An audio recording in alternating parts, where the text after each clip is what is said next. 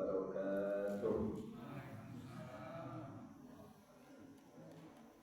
Alhamdulillah Rabbil alamin.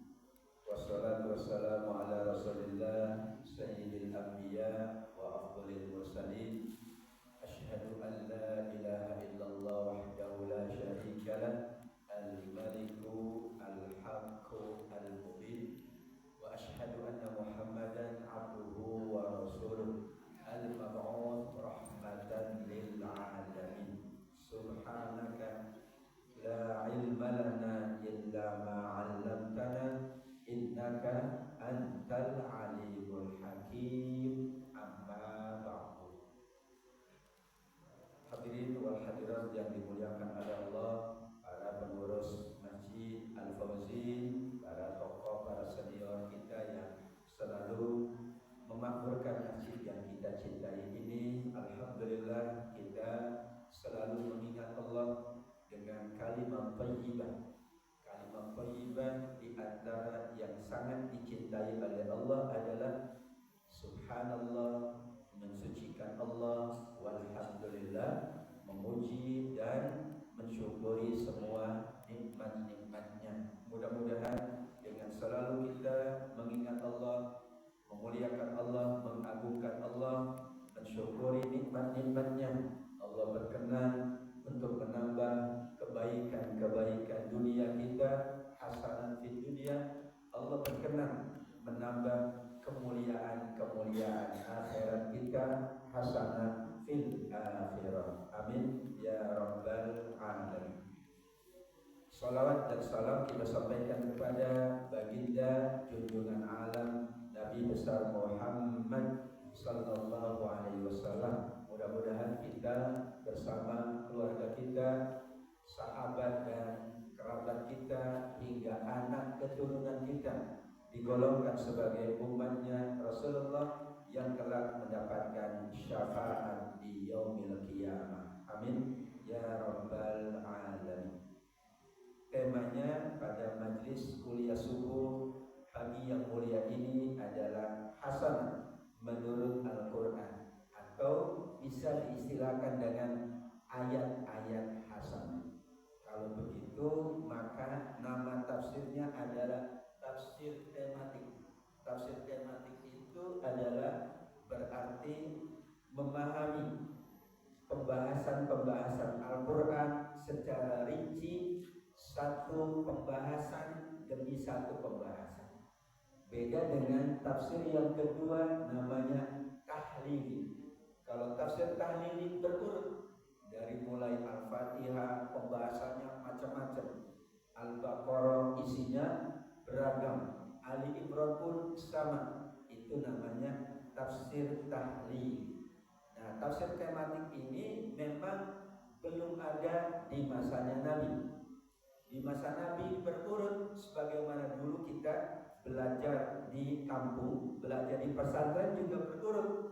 Dari Al-Fatihah, dari Bismillah, Alhamdulillah, masuk Al-Baqarah, dari awal Alif Lam Mim terus sampai akhir surah An-Nas. Namun karena perkembangan kontemporer, kita membutuhkan tema yang kita bahas secara rinci, secara utuh, dan insya Allah kesimpulannya jelas. Misalnya tentang hasanah, maka kita ingin mengenal apa maksud hasanah menurut Al-Quran, karena kita yakin selalu berdoa, Rabbana atina fid dunya hasanah. Apa yang dimaksud dengan hasanah itu? Karena bukan satu ayat, tapi ada 33 ayat. Masya Allah. Berarti hasanah menurut Al-Quran kita bahas di 33 ayat.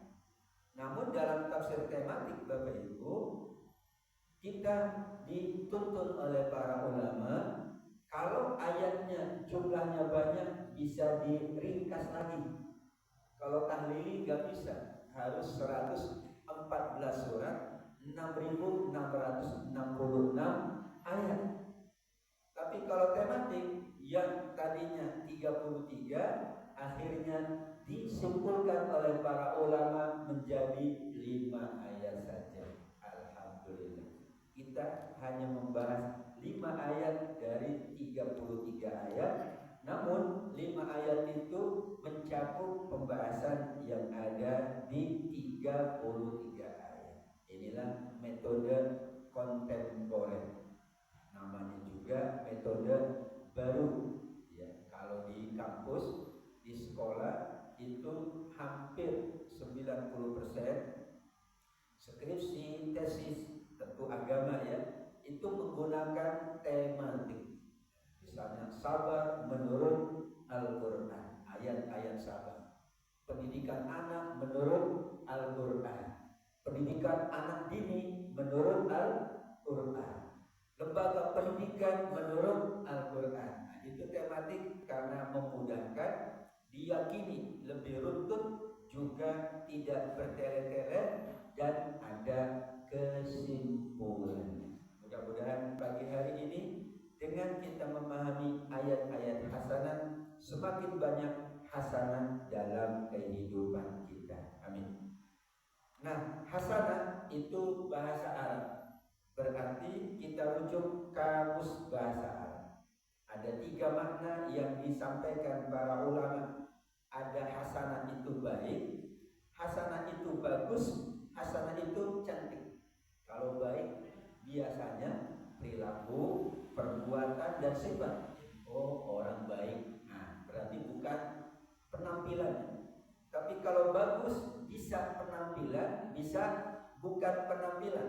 Tapi kalau cantik biasanya penampilan. Kecuali kita di Malaysia. Kalau di Malaysia, Bu, ya, itu mobil aja cantik disebut. Wah, kereta awak cantik. Wah, cantik dari mana? Tidak pakai make up misalnya. Tapi itu bahasa. Namun 3 ini bagus, baik, dan cantik, berarti Allah sudah mencipta kita sebaik-baik bentuk. Berarti bagus. Laqad khalaqnal insana fi ahsan. Nah, ahsan, hasan, hasanah sama. Berarti manusia Allah cipta fisiknya paling bagus, paling cantik.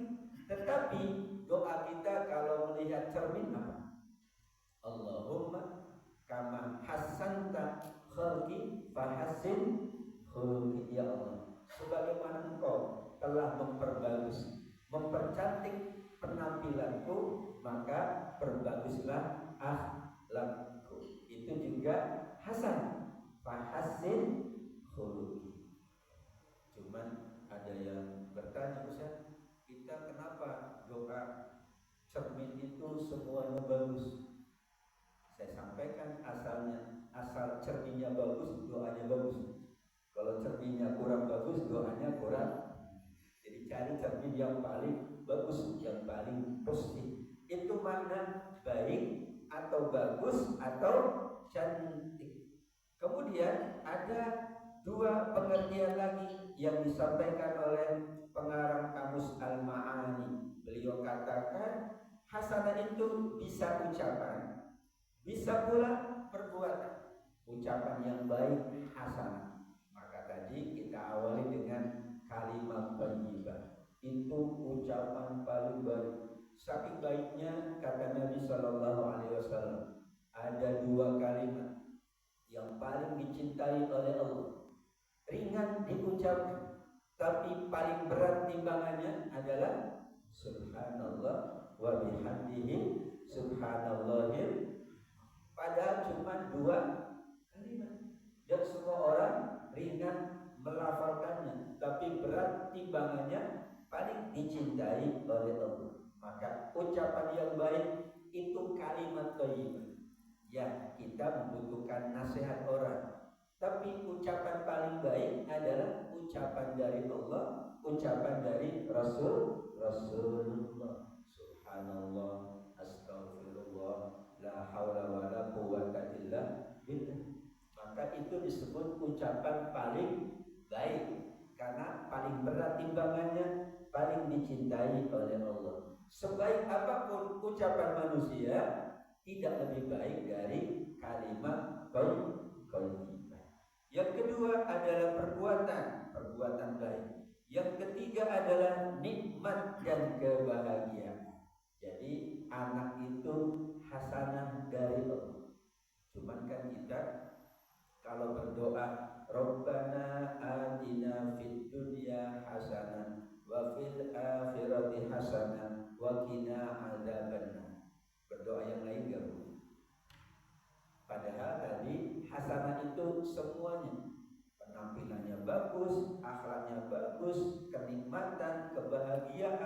sehat.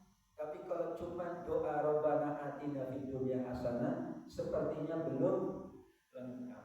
Padahal semua kebaikan ada pada kata hasanah. Jadi minta sehat hasanah sebetulnya. Minta anak-anak baik hasanah. Minta urusan lancar hasanah. Minta apapun hasanah. Cuman kita manusia, kalau doa cuma Rabbana atina fid dunya hasanah, misalnya ustaznya doa itu, ustaz nggak hafal doa yang lain. Padahal itu doa yang kita kenal dengan doa sapu. Malah kalau umroh doanya itu panjang kali lebar jadi luas. Semua disebut. Bagus. Maka kita nanti bahas ayat pertama dari 33 ayat hasanah adalah surat Al-Baqarah 201. Rabbana atina fid dunya hasanah wa fil akhirati hasanah wa qina adzabannar. Doa ini tidak tiba-tiba, namanya tafsir tematik. Kita bahas kenapa ada doa yang kita sebut doa kebaikan dunia, doa kebaikan akhirat. Al-Baqarah 201. Ternyata ada kronologisnya, yaitu dulu kata Allah Subhanahu wa taala, masyarakat Mekah doanya itu ayat 200. Maka ayat 201 jawaban dari Allah. Kalau doa jangan doa ayat 200 ya. Tapi Allah sebutkan ayat 200 doanya apa? Rabbana atina fid, enggak ada hasanah, enggak ada akhirat. Nah, maka disebutlah tafsir tematik, yaitu Allah menuntut jangan doa dengan ayat 200, tapi doalah dengan ayat 201. Karena ayat 200 doanya Rabbana atina fid dunya, ya Allah kasih kami di dunia, enggak disebut hasanah.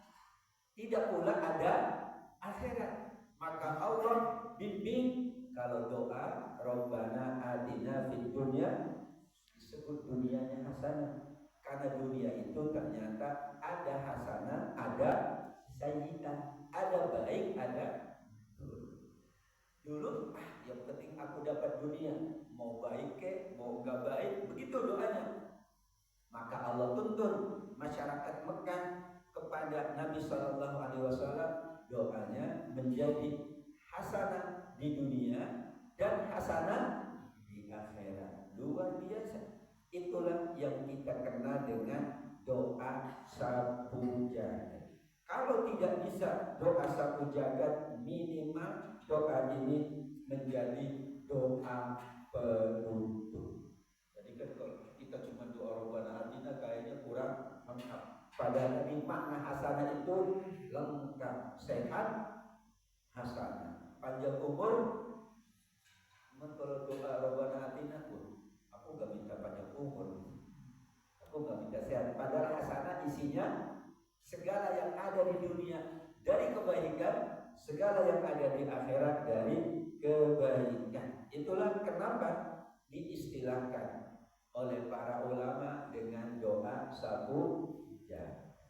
Ya, kalau ibu-ibu nyapu kan, kalau udah selesai nyapu lagi bu, bukan berarti selesai. Makanya minimal doa ini biasa dibaca pada penutup doa setelah doa-doa yang lain. Rabbana zolamna Allahumma firli, barulah ditutup dengan Rabbana atina fid dunya.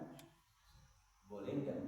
Doa pertamanya Rabbana atina fid dunya, doa penutupnya Rabbana atina fid dunya hasanah. Ya kan, doa penutup boleh nggak kalau membuka? Karena kita jarang dengar orang doa setelah alhamdulillah, terus Allahumma sholli ala Muhammad, terus Rabbana atina fid dunya hasanah, habis itu selesai. Kayaknya doa terburu-buru ya. Boleh saja sebetulnya, cuman lazimnya ini penutup doa. Makanya Nabi mencontoh, nah, yang berhaji atau berumrah, ketika sudah sampai rukun Yamani, rukun terakhir sebelum Hajar Aswad, karena Hajar Aswad memulai. Kenapa doanya kok doa 201? Rabbana atina fid dunya hasanah wa fil akhirati. Kenapa itu? Ya. Jangan bayangkan sekarang. Ya, karena sekarang kan cepat bisa pakai kursi roda yang matic. Ini dulu di masa Nabi jalan kaki dan belum ada marmer keramik, belum di atas pasir, padang pasir. Mungkin lama. Bukan berarti Nabi nggak hafal doa pula, karena Nabi hafal Quran dan Al-Quran banyak doa.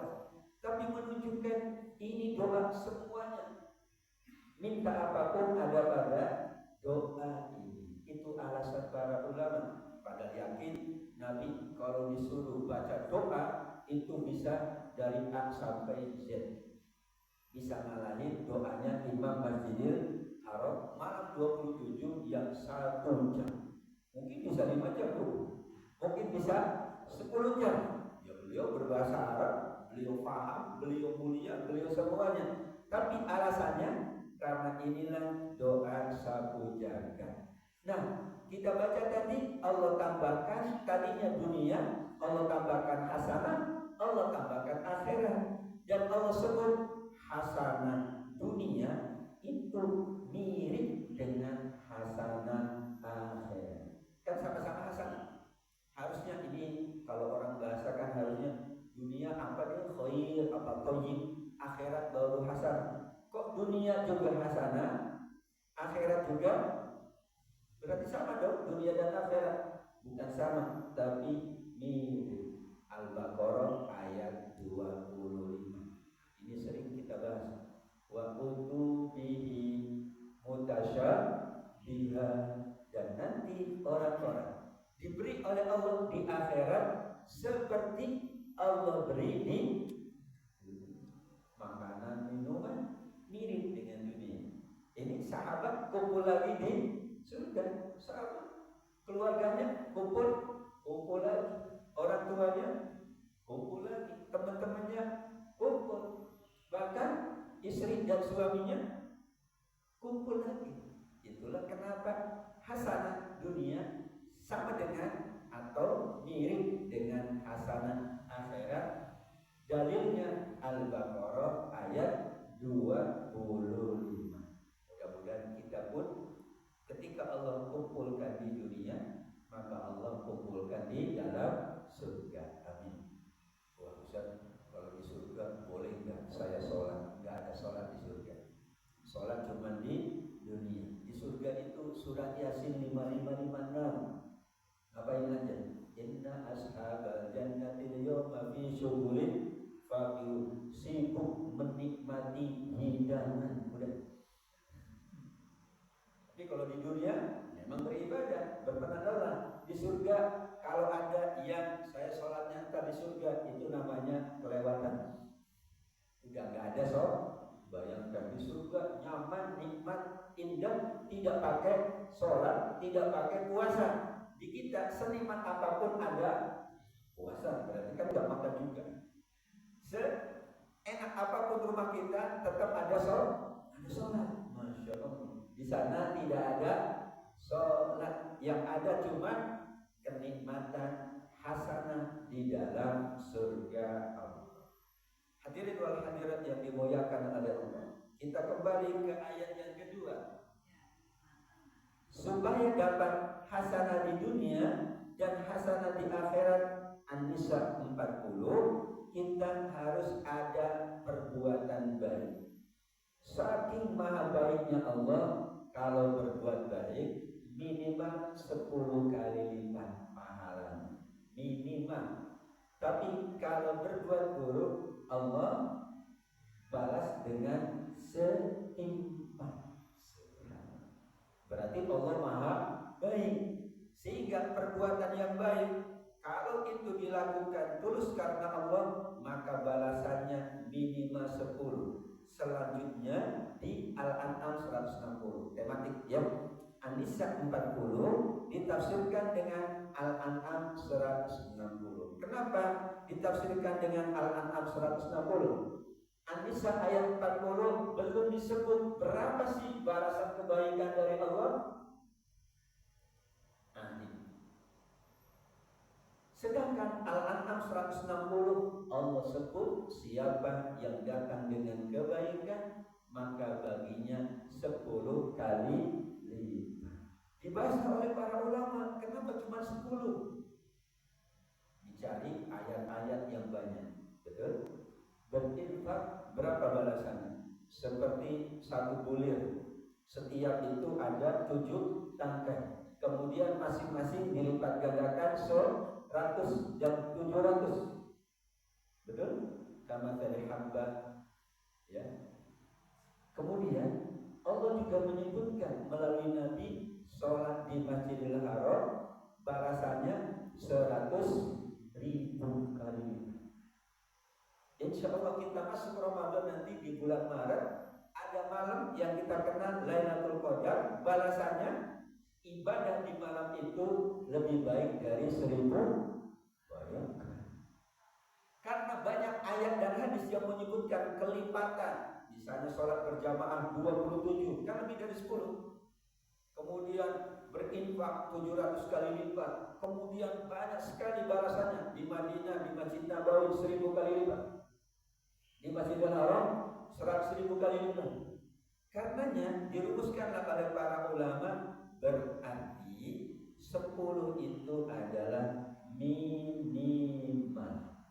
Maksimalnya Allah yang maha baik. Memang hanya 27 sholat berjamaah, bisa lebih. Apa yang dilihat? Waktunya kapan, keadaannya bagaimana. Sholat subuh beda dengan sholat yang lain. Makanya sholat subuh nggak banyak yang datang, berat sholatnya, beda. Kenapa? Keadaan. Kemudian orangnya, orang yang sepuh, orang yang uzur, beda dengan orang yang sehat. Itulah nanti ada kelipatan pahala dari Allah Subhanahu wa Ta'ala. Makanya kalau ingin mendapatkan kebaikan, maka kita berbuat baik, dan Allah janji minimal 10 kali lipat, maksimalnya Allah yang maha tahu. Kenapa 10? Ada hadis Nabi, yaitu membaca satu huruf dari ayat-ayat Al-Quran. Satu huruf itu nilainya sama dengan 10 pahala kebaikan. Satu huruf. Kalau 6.666 ayat itu berapa huruf? Saya pun tidak tahu. Dan hitungannya per huruf bisa dibayar. Itulah hasanah. Jadi saking hasanahnya Al-Quran, satu huruf dihitung 10 kebaikan. Enggak ada yang ngalahin Al-Quran. Mohon maaf, hadis itu hadis Nabi, mulia juga. Tapi baca hadis pahalanya tidak seperti baca Al-Quran. Makanya baca hadis boleh pakai lagu, boleh nggak pakai lagu, boleh pakai tajwid, boleh nggak pakai tajwid. Ini baca hadis itu boleh, nggak boleh juga ya, nggak pakai tajwid juga boleh. Tapi kalau Quran ada tajwidnya, makanya disebut huruf, satu huruf dilipat gandakan 10 kali. Itulah Al-An'am 160 yang menafsirkan An-Nisa 40. Kalau An-Nisa 40, kebaikan Allah akan lipat gandakan, tapi Allah tidak menyebut berapa kali lipat. Dan karena ayat yang lain, hadis-hadis juga banyak, ternyata Allah lipat gandakan sesuai dengan maha baiknya Allah. Bayangkan duduk-duduk di masjid hingga syuruk itu kita dinilai pahala umroh. Jadi tidak perlu umroh yang pakai ongkos. Udah di sini aja, ini udah umroh nih. Bayangkan itu nilai pahala. Nah, kata Imam Ghazali, antara pahala dengan hakikat itu beda. Jadi jangan, wah saya kan udah umroh haji 40 hari 100.000, itu banyak. ziarah, belum lagi sholat sunnahnya. Pulang-pulang saya off dulu, nggak begitu. Karena antara nilai dengan hakikat berbeda. Kalau nilai itu nanti di dalam surga, hakikat di dunia, hakikatnya tetap wajib sholat dimanapun, hakikatnya tetap wajib puasa dimanapun. Tapi kalau di surga itulah pahala. Jadi pahala itu nanti di surga, bukan di dunia. Jadi karena kalau di dunia suka ngitung-ngitung, kalau ngitung akhirnya udah banyak saya kan, ya udah saya nggak sholat karena udah kemarin udah di Masjidil Haram udah 40 hari kali. Kalau gitu enakan orang Mekah gitu ya, ngitung aja kerjaannya ya. Itulah maksud dari An-Nisa 40 dan surat Al-An'am 160. Yang ketiga adalah surat An-Nisa 79, di mana Allah Subhanahu wa taala menyebutkan, nah ini muter-muter ya, tapi saya tidak bisa melakukan kayak orang tuh klik langsung keluar begitu ya. An-Nisa 79. Kalau yang baik datangnya dari Allah, kalau yang buruk datangnya dari manusia. Biasa kita ceramah gitu ya, yaitu yang benar datang dari Allah, yang salah dari diri sendiri. Ma asabaka min hasanatin faminallah wa ma asabaka min sayyi'atin famin nafsi. Kalau menimpamu dari kebaikan, katakan dari Allah.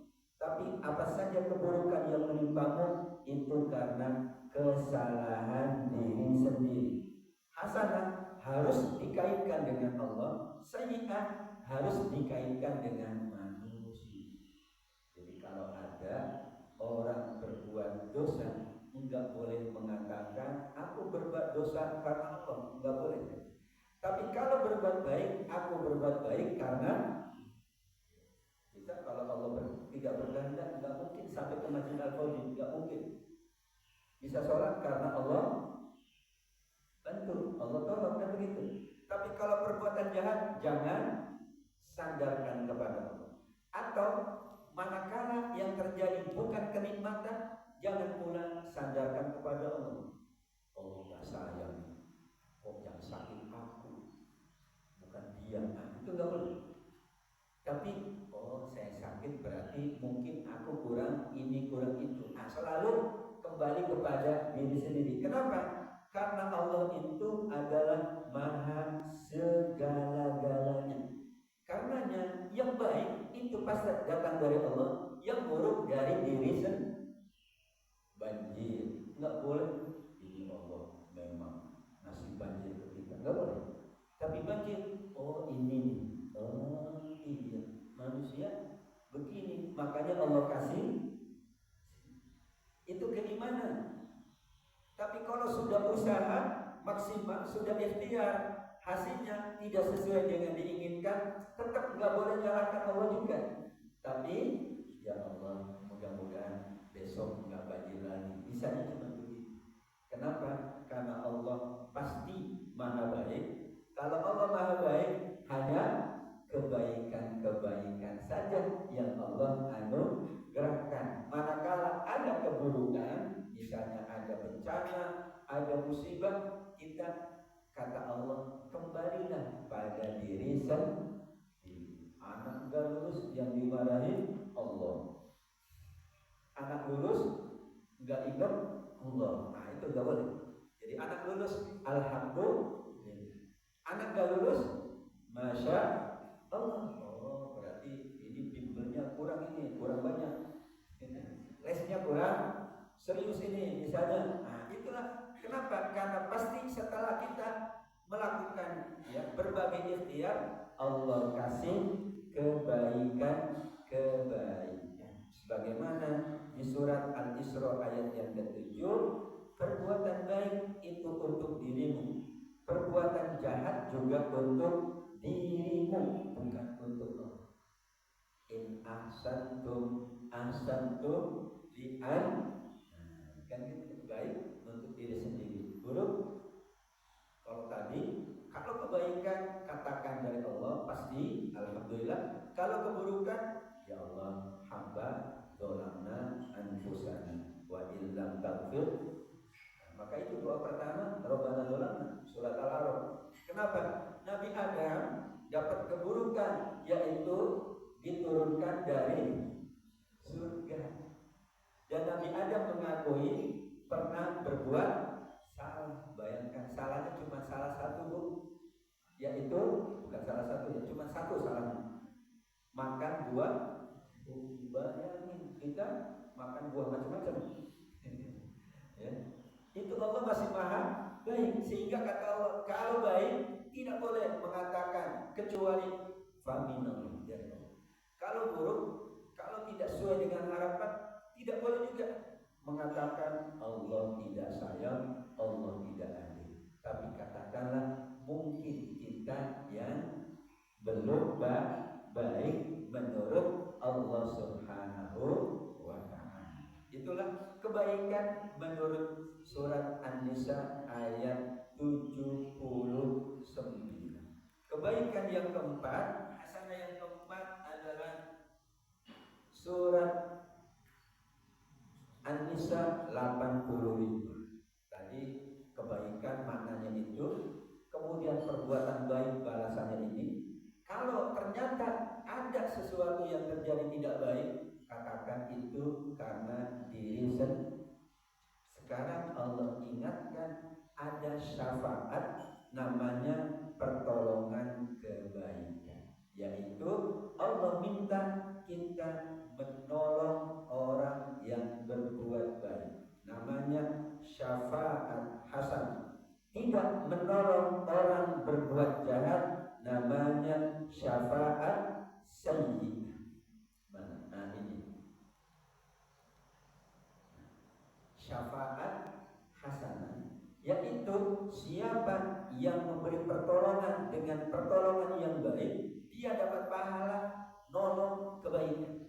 Tapi kalau menolong keburukan, dia dapat dosa, memikul dosa atas keburukan yang ia tolong.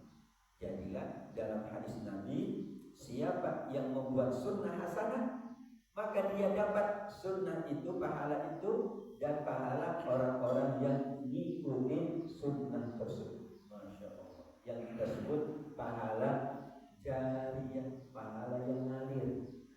Kita bermajelis, setelah itu anak-anak kita bermajelis. Itu kita meskipun sudah di alam kubur, kita dapat pahala dari sunnah hasanah. Bahasa ayatnya syafaat hasanah. Bayangkan Bapak Ibu, ada orang nanya, Pak, masjid mana? Nah di situ. Itu yang nunjukin itu dapat pahala seperti orang yang sholat. Tapi kalau nunjukin, nah, kalau mau judi di mana? Di sana aman di sini. Itu dapat syafaat saya. Kenapa? Kan ingin tadi hasanah itu lengkap. Maka saat orang sudah berbuat baik, dia juga kalau nolong orang berbuat baik dapat tambahan pahala. Surat Yasin ayat 12 seperti itu. Wah, itu surat Yasin ayat 12. Inna nahnu nuhyil mauta wa naktubu ma qaddamu wa athar. Kami menghidupkan yang mati, kami catat yang sudah dikerjakan dan yang ditinggalkan. Apa yang ditinggalkan? Namanya sunnah hasanah. Siapa yang membuat sunnah hasanah, maka dia bagian pahala dan orang yang mengikutinya tidak dikurangi. Tapi kalau membuat sunnah sayyi'ah, rumah saya jadi tempat maksiat aja, anaknya ngikutin juga, rumahnya jadi tempat berarti dapat sunnah sayyi'ah. Tempat rumah saya pakai ngaji deh.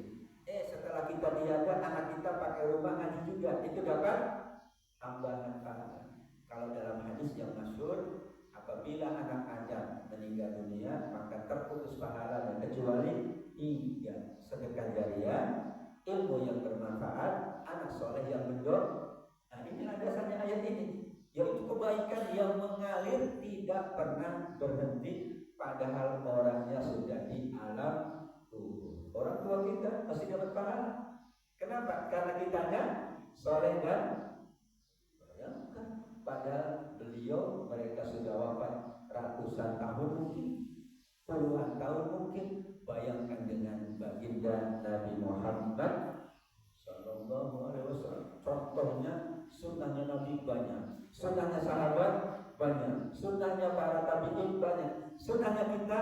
Nah, kita buat sunnah-sunnah yang baik supaya hasanahnya nambah meskipun kita sudah menghadap Allah nantinya. Itulah sunnah hasanah atau syafaat hasanah menurut Al-Quran, sunnah hasanah di dalam hadis Nabi riwayat Imam Bukhari dan Muslim.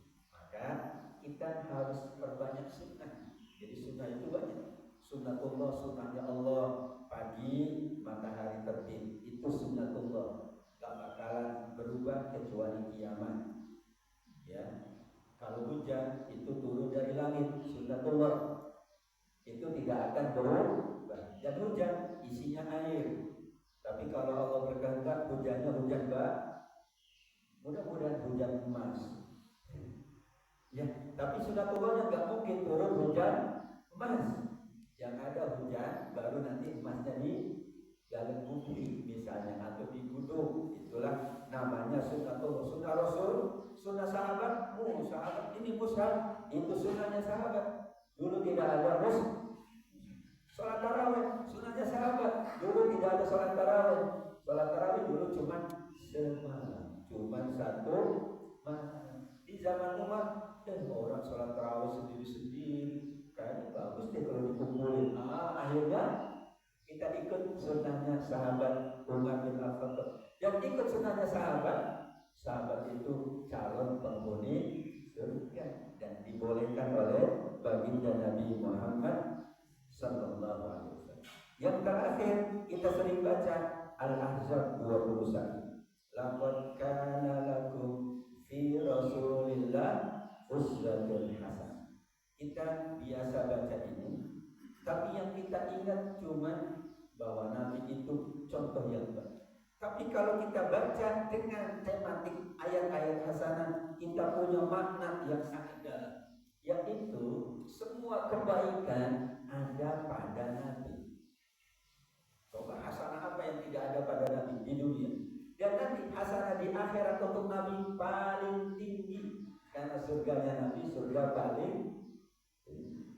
Itu maknanya selain dari contoh yang baik. Karena temanya hasanah, kebaikan dunia, kebaikan akhirat, sunnah hasanah, Nabi yang paling banyak ngajak orang baik, nolong orang baik, Nabi yang paling banyak, sifat mulia, Nabi yang paling tinggi. Maka uswah hasanah artinya segala kebaikan sudah ada pada diri Nabi. Karena sudah ada pada diri Nabi, kita contoh, mudah-mudahan kebaikan dunia kita nambah, kebaikan akhirat kita juga nambah. Itu maksudnya kalau kita kaitkan dengan tema ayat-ayat hasanah. Begini Bapak Ibu yang dimuliakan Allah, di yaumil akhir kelak Nabi berada hasanah yang paling tinggi. Kalau dilogikakan makanannya pasti paling mewah, bukan bintang 5 lagi, bintang 7. Yang lihat pusing karena saking mewahnya. Semua fasilitas lengkap. Maka ada seorang sahabat, dia bersedih, ya Rasul, waktu di dunia kami bisa bertemu denganmu, makan bersama, minum bersama, bergaul bersama, pokoknya bersahabat, berteman. Nanti di surga kami tidak ketemu denganmu karena surgamu lebih tinggi. Nabi tersenyum. Sahabatku, siapa yang mencintai aku, dia akan bersama dengan mana? Ya, yusyarul mar'u ma'aman ahabba. Orang nanti akan kembali dikumpulkan dengan yang paling dicinta. Meskipun amal kita tidak seperti amalnya Nabi, pasti. Meskipun akhlak kita tidak seperti akhlaknya Nabi, pasti. Tapi sesuai dengan laqad kana lakum fi Rasulillahi uswatun hasanah, juga hadis Nabi bahwa seseorang akan dikumpulkan dengan yang dicintainya. Maka yakinlah, insya Allah kita bisa bertemu dengan Nabi di dalam surga. Mau bayangkan di surga bareng Nabi. Padahal amal kita, padahal kebaikan kita, disitulah Nabi disebut uswatun hasanah. Maka di dalam hadis yang lain, umatku kata Nabi adalah yang terakhir Allah cipta, tapi yang pertama masuk surga. Bayangkan, udah terakhir kita dicipta, tapi nanti yang pertama masuk surga umatnya baginda Rasulullah SAW. Itulah makna laqad kana lakum fi Rasulillah. Ada nabi kedua yaitu Al-Mumtahanah ayat 4 dan 6, Nabi Ibrahim. Maka kita bersolawat kepada Nabi Muhammad dan Nabi Ibrahim. Allahumma sholli ala Muhammad wa ala ali Muhammad kama shallaita ala Ibrahim wa ala ali Ibrahim. Bayangkan kalau namanya disebut terus kan orang baik pasti. Apalagi disebutnya lagi sholat. Karena di sholat kita nyebutkan Allahumma sholli ala Muhammad. Jadi tidak ada orang yang disebut waktu sholat kecuali pasti orang paling baik. Dan Allah abadikan dua manusia. Pertama Nabi Ibrahim karena bapaknya para nabi. Kemudian Nabi Muhammad karena penutup para nabi, semua utusan Allah, khatamul anbiya wal mursalin. Rabbana atina fid dunya hasanah wa fil akhirati hasanah wa qina adzabannar. Itulah 5 ayat yang kita bahas tentang ayat-ayat hasanah dari 33 ayat. Sisanya insyaallah di lain kesempatan. Tapi memakai ayat dengan tematik itu jadi lengkap dan ada kesimpulan. Oh, ini kesimpulannya. Ayat dengan ayat begini, bagaimana tuntunan Nabi Shallallahu Alaihi Wasallam sehingga kita selalu berusaha dekat dengan Al-Quran. Kita pula mudah-mudahan mendapat syafaat Al-Quran di yaumil akhir. Amin ya rabbal alamin. Demikian jamaah yang dimuliakan Allah, para pengurus, para tokoh yang hadir, khususnya kaum ibu. Ya, pada Jumat kemarin saya juga khutbah Jumat di sini ya. Tapi karena kata pengurusnya kan ibu-ibu gak sholat Jumat, oh iya betul. Supaya hasanah bapak-bapak dan hasanah ibu-ibu semuanya. Terima kasih sekali lagi dan mohon maaf masih ada waktu sebelum syuruk untuk tanya jawab jika ada yang mau disampaikan. Sekali lagi jazakumullah khair. Terima kasih kepada semua yang hadir. Mohon maaf apabila ada khilaf. Yang benar itu datang dari Allah. Yang salah itu karena kekurangan diri saya. Itulah An-Nisa 79. Wallahu a'lam bishawab. Wabillahi taufiq wal hidayah. Wassalamualaikum warahmatullahi wabarakatuh. Silakan Bapak Ibu, enggak ada MC-nya nih. Biasa ada MC-nya nih. Bio apa MC-nya? Pak Arif, Pak Isa dulu ya. Pak Arif dulu ngomong Pak Arif. Assalamualaikum warahmatullahi wabarakatuh. Pertama-tama kami mengucapkan terima kasih atas pencerahan dari Ustaz. Dan pada kesempatan ini kami mohon penjelasan bagaimana konteks pengertian hasanah tadi dengan hablum minan nas. Artinya siapa saja yang berperan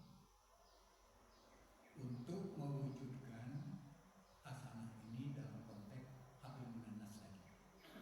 Kemudian yang kedua, apakah boleh doa satu jagat yang Bapak Ustadz jelaskan tadi dibacakan atau diucapkan, diniatkan pada takbir keempat sholat jenazah?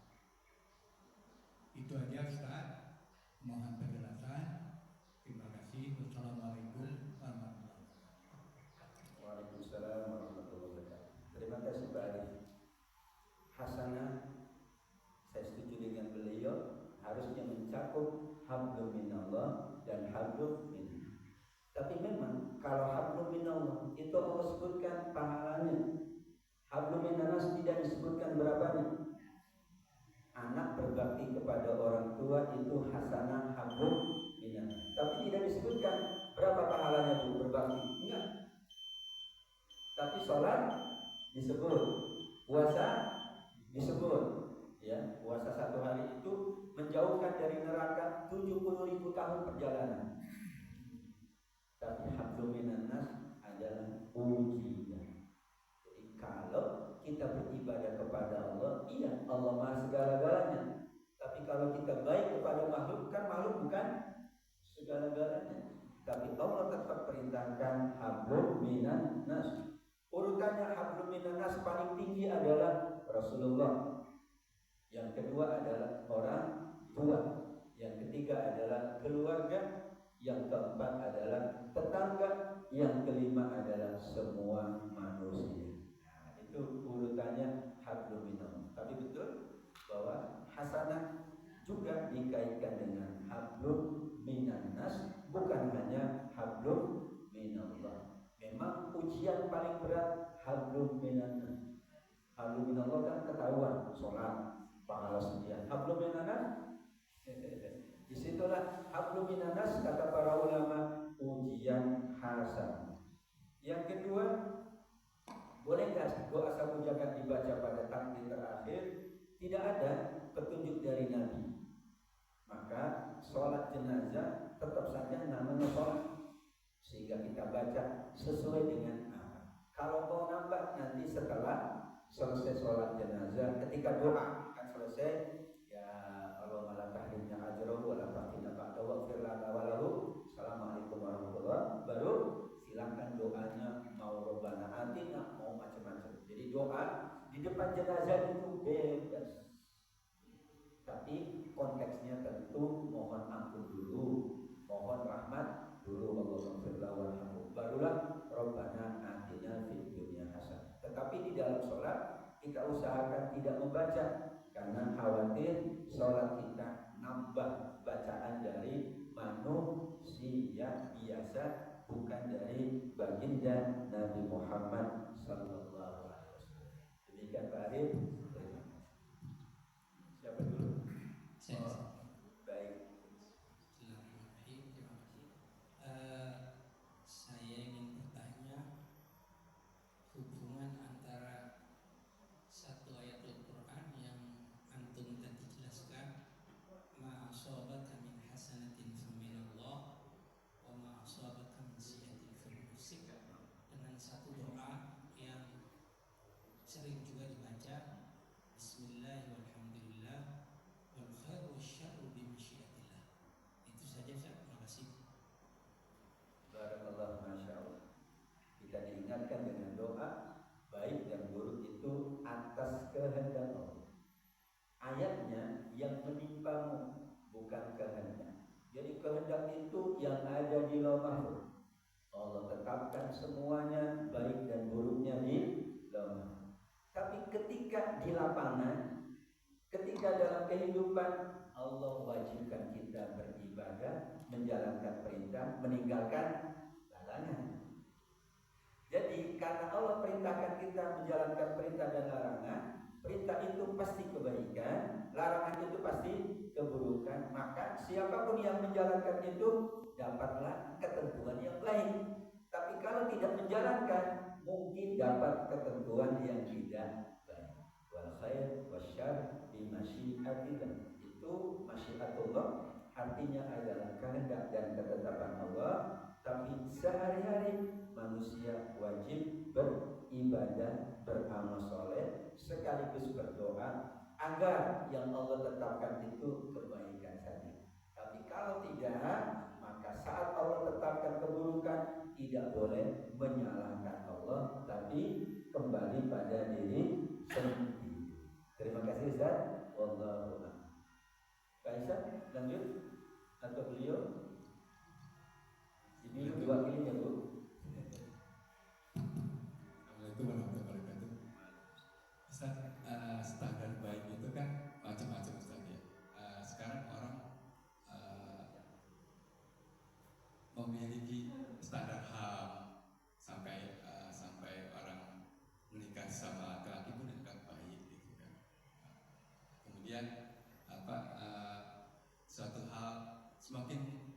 semakin berkembangnya peradaban manusia, kok semakin banyak yang hal-hal yang menurut zaman kita dulu kami masih anak-anak itu kan diajarin ibu bapak kita itu buruk gitu kan, tapi sekarang jadi baik gitu. Itu sebetulnya kita harus bagaimana Ustaz melihat standar baik itu sehingga kita benar-benar bisa merasakan bahwa ini baik betul-betul baik gitu memang dari Allah gitu. Itu standarnya gimana Ustaz? Kadang-kadang saya bingung juga dengan sistem dunia sekarang ini kan. Kasih Ustaz. Boleh Pak Haji ya sekalian. Belum Pak Haji boleh sekalian. Sekalian. Nah.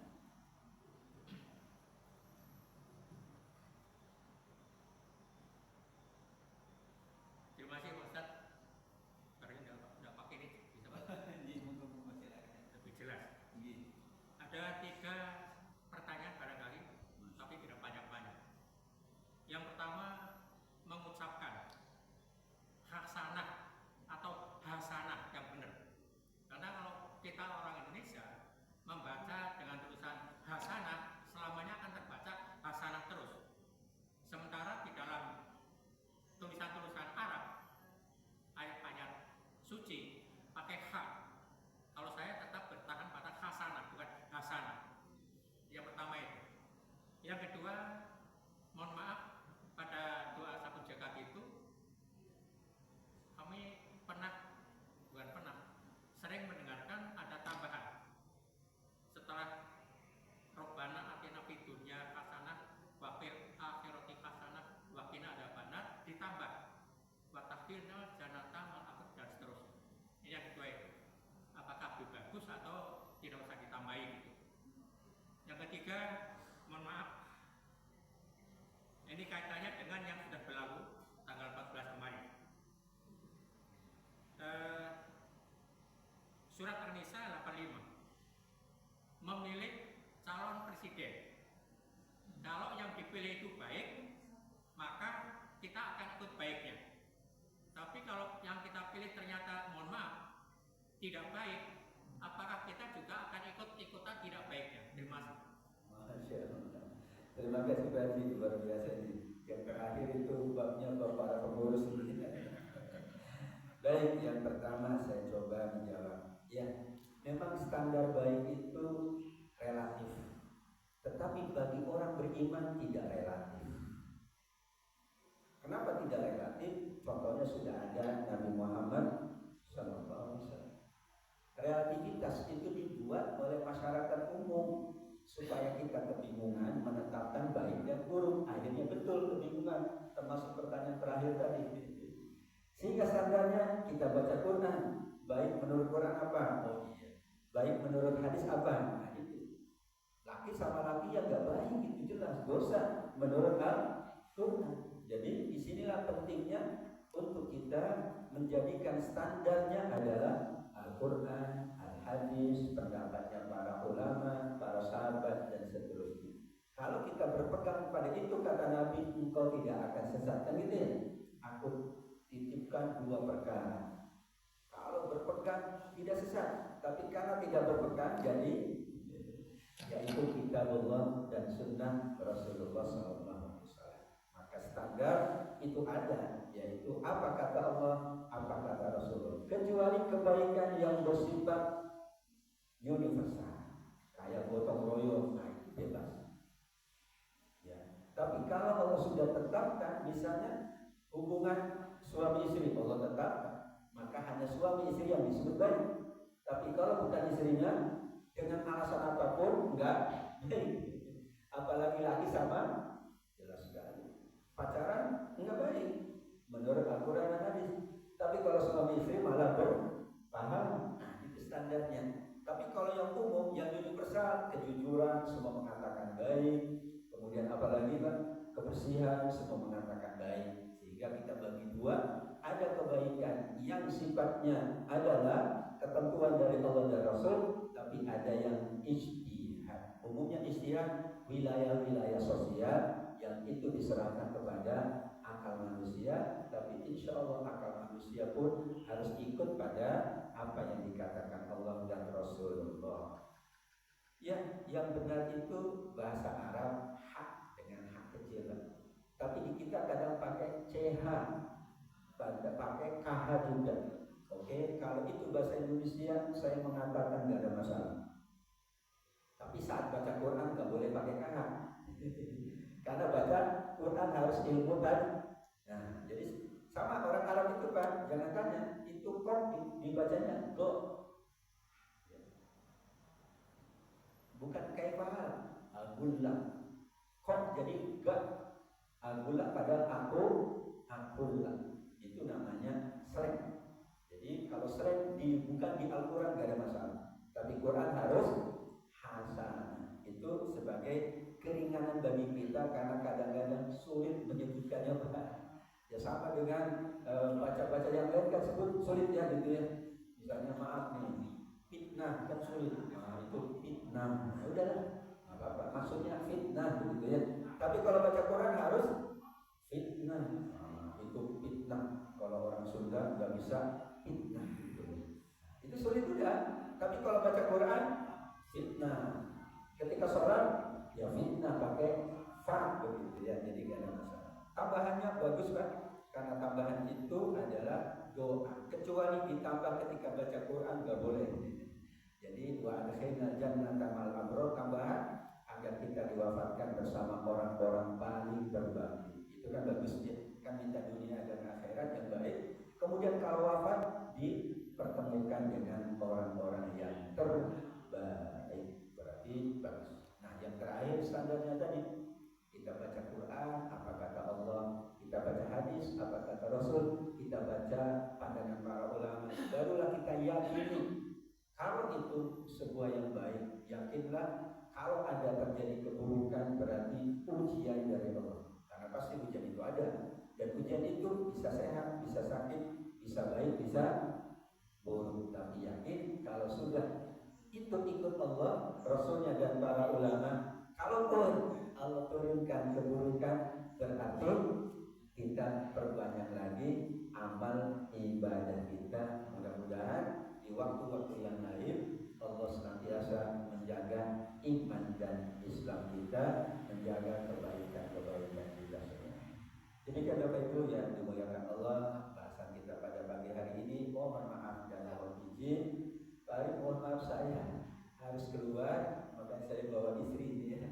Karena setelah ini saya ada acara, mohon maaf sekali. Demikian, insya Allah kita lanjutkan di bulan yang lain. Mudah-mudahan tetap sehat walafiat, panjang umur. Wabillahi taufiq wal hidayah. Wassalamualaikum warahmatullahi wabarakatuh.